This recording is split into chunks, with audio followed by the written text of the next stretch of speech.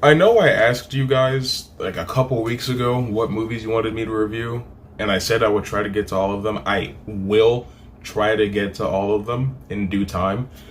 But before that, I promised that I was going to start reviewing all of the Pixar movies. I said that in my video about my favorite movies from each year, which I think that video came out about a month ago, and I still haven't done any of the Pixar movies except for Toy Story 4 and Onward. So it's time for me to start doing that. Toy Story.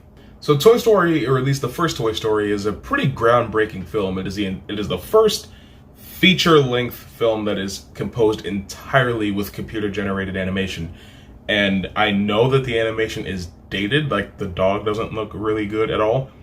Actually, none of it really looks very good now because the movie's 26 years old. But consider the following. This was the first CGI animated feature film. Like, think about the Lego movie, Spider-Man Into the Spider-Verse. Probably didn't know that second one was CGI. Shrek, How to Train Your Dragon, Kung Fu Panda, Frozen, Moana, Tangled. Those movies probably wouldn't exist or look as good as they do had Pixar not broken that ground back then. And breaking ground is a pattern for Pixar. Like, their first 10 movies broke ground somehow in the filmmaking world. And this one, I mean, they did pretty much the impossible. Nobody thought that they could make a film on this scale entirely in CGI. It took them a long time, and the script went through many revisions. Storyboards went through many revisions, but they got there. And that's the important thing. Now let's talk about the actual movie. So Toy Story is a movie about sentient toys. They come to life and they play through their own lives, and they talk to each other. They have like an ecosystem of friendship. And it's not just the toys that belong to the kid in the movie, Andy. Pretty much every toy can come to life unless it's been abandoned for far too long, which is a thing that comes up in the next movies. But the premise is that Andy is having a birthday party, and one of his friends comes over, brings him a gift. It is a new toy called Buzz Lightyear. Andy has had a toy called Sheriff Woody for a long time. Woody is voiced by Tom Hanks, and Buzz Lightyear is voiced by Tim Allen. But Woody has been Andy's go-to toy pretty much his whole life. That has been his favorite toy. But he gets Buzz Lightyear and starts playing with Buzz 24/7. Like, Buzz is his new thing. And Woody isn't happy about that. He's jealous. And there's a funny, interesting thing about Buzz. He doesn't know he's a toy. He thinks he's a real astronaut space commander. He thinks that his arch nemesis Zurg is real. He thinks that he's on a mission scouting out the planet Earth for Space Command to come visit at some point. Or at least that's what I think it is. He's scouting out the planet. At least that's what he thinks he's doing. He doesn't know that none of that stuff is real. And so Woody, on top of being jealous of Buzz, is trying to get Buzz to understand that he is, in fact, a toy. Now, with both of these things taking place, Woody being jealous and trying to convince Buzz that he's a toy, everybody's kind of like, why? You know, like, let him live. Let him live his life. You're obviously just jealous that he's not playing with you anymore. And that is playing a huge part in it. But it's important for Buzz to know that he is a toy, because otherwise there's a pretty big plot hole which has been circulating the internet for pretty much as long as there's been an active internet. If Buzz does not think he's a toy, if he does not know he's a toy, if he thinks he's a real space commander, why does he keep playing dead whenever he's around humans? And that's a valid point. If he doesn't know his actual role in existence, then why does he keep going limp? Why doesn't he just talk to humans as if they were intelligent aliens? You know? But, you know, we don't have to worry about that.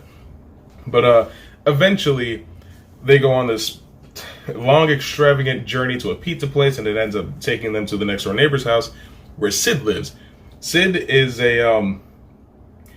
a weird guy. He likes to take his toys apart and put them back together in a weird Frankenstein-type situation. And while Woody and Buzz are trapped there, Buzz ends up losing his arm. Because he's like trying to, fly back to the house, but he realizes that he can't. And that is when he accepts the fact that he is indeed a toy. But there's a really interesting gag with Buzz's arm where the toys in Andy's house think that Woody has done something horrible to Buzz, when in reality, Buzz lost his arm being stupid, and he's just kind of depressed right now, which is a completely understandable, normal human reaction to finding out that you were made in a factory and that your entire life is a lie.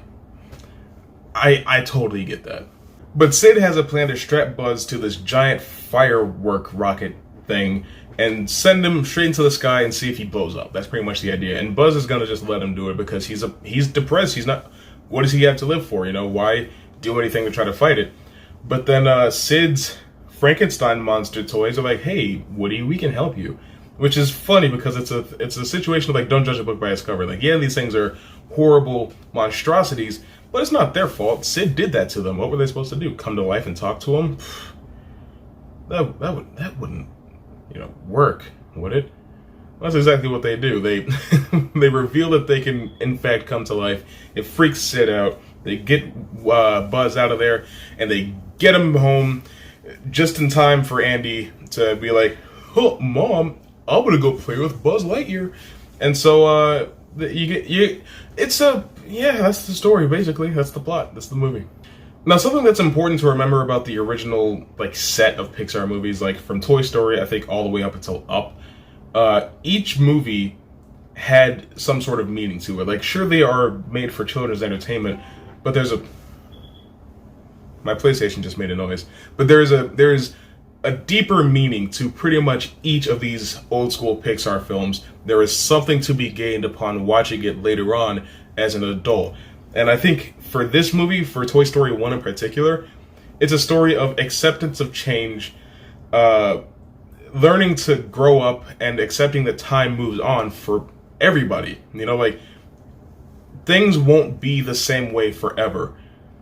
And eventually that status quo is bound to change or adapt over time. Something new will happen. It will shift your dynamic.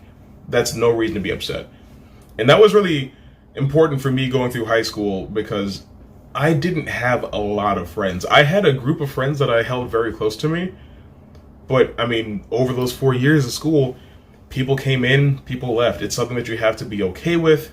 You have to be able to be mature about these types of situations and just find some way to make it work, find some way to be okay with it. I'm really bad at explaining how I feel or how this movie has been resonant for me over my life, but that's basically the point.